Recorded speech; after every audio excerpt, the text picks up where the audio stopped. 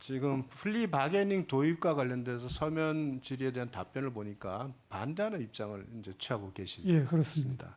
뭐 반대하는 입장이 기본적으로 우리나라 형사법 체계에는 아직 맞지 않다. 그다음에 정의관념에는 부합하지 않은 것 같다. 또한 밀실에서의 협상 거래를 조장할 가능성이 있기 때문에 피의자나 피고인의 권리를 손상시킬 가능성이 있다. 뭐 여러 가지 이유를 말씀하셨습니다. 그런데 현대 이 사회가 고도화되면서 굉장히 전문화되다 보니까 굉장히 정교한 그 조직 범죄가 많아지고, 특히 잘 아시다시피 라임 사태, 오티너스 사태 이런 걸 보시면 굉장히 그 많은 다수의 관계자들이 있고 그 추적이 굉장히 어려운 상황입니다. 영미계에서 플리 바게닝 제도를 도입했을 때 실제적 진실을 포기하고 수사나 뭐 범죄에서 처벌을 쉽게 하려고 그렇게 그 제도를 선택했겠습니까? 그건 아니라고 봅니다. 다만 그러한 수사의 한계 때문에 그것을 채택을 했다고 보고요. 그런데 이 플리 바게닝 제도를 우리 대륙법계의 원조라고 할 수 있는 독일이나 프랑스에서도 지금 일부 도입한 거는 아시고 계십니까? 예. 예.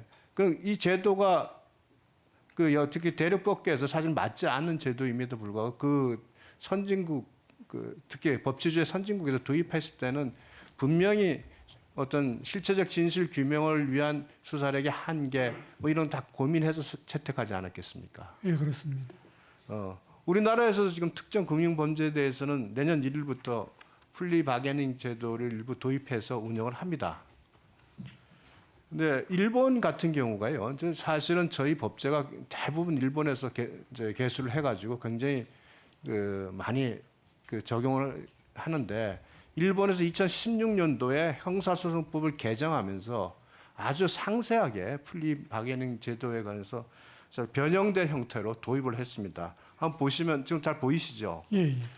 대상 범죄를 일정 수준으로 제한을 하고요. 특히 약물 총기와 같은 조직 범죄와 같은 경우, 이런 경우에는 집중적으로 도입하고, 특히 이제 재정 경제 범죄는 굉장히 교묘하고 정교한 그 범죄 수법들이 있기 때문에 이제 포함을 시켰고요. 합의 주체를 보면 변호인을 반드시 참여시키고, 다음에 넘겨보시죠. 진술 거부권에 대해서도 합의를 했더라도 진술 거부를 할 수 있는 권한을 주고, 합의 위반하면 그 공소 제기 자체를 기각하는 이와 같은 촘촘하게 지금 플리 바게닝 제도를 사실상 도입을 했습니다. 그래서 지금까지 일관되게 법원에서는 플리 바게닝 제도에 대해서는 특히 이제 재판에 있어서 판사의 재량권의 침해라는 그 논리에 침착해서 굉장히 반대를 하시는데, 이 부분에 대한 한번 법원 내부에 그 일본의 그 협의 합의 제도를 도입할 수 있는지에 대해서 검토를 좀 해주셨으면 좋겠습니다. 예, 검토는 해보겠습니다. 예, 검토 좀 해보시고, 시대가 이렇게 바뀌는 상황에서 어느 정도 이제 우리도 무한정 검사를 드리고 무한정 판사를 드릴 수 있는 건 아니지 않습니까? 예, 그래서 조정제도 그 재판전 화해 제도를 활성화해야 된다는 것도 결국은 다 그런 그 국가 경제적 측면에서 다 검토를 해야 되는, 검토했기 때문에 그렇게 답변을 하신 거고 마찬가지라고 생각을 합니다.